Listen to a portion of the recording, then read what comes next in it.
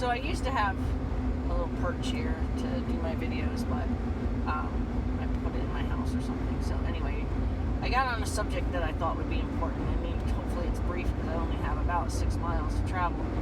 But I just come from a lesson, and what I wanted to make a point of is the owner of the horse was very cautious.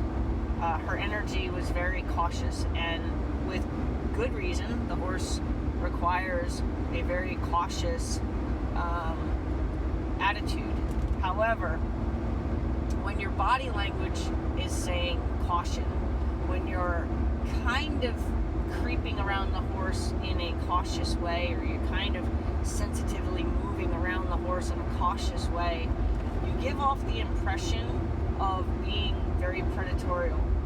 So the best thing that I can do to give you some way to equate that with something that would be familiar to just about everybody is when you've watched a cat in a tall bed of grass after a mouse or a cricket or something.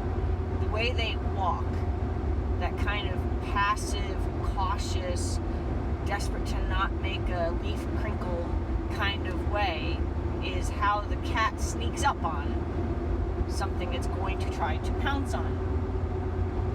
With that being said, that's what cautious movement around horses looks like to your horse.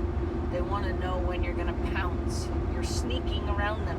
When you sneak around them, you bring up energy in them that you're not trying to bring up. In fact, you bring up the exact energy in them that you're trying to cautiously work around.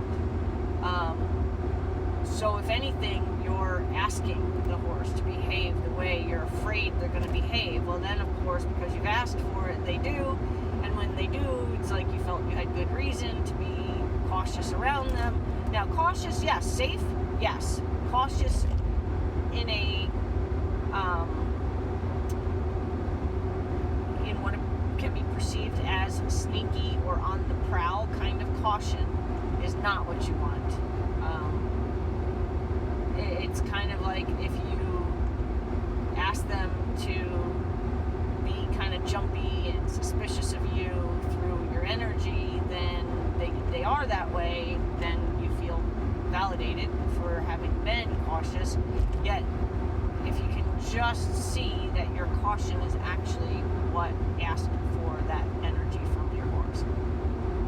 I'm being repetitious, so I'm going to turn it off, but always ask yourself when something's kind of going wrong and you're feeling anxiety about what's going wrong, is ask yourself, do I look like a cat in the tall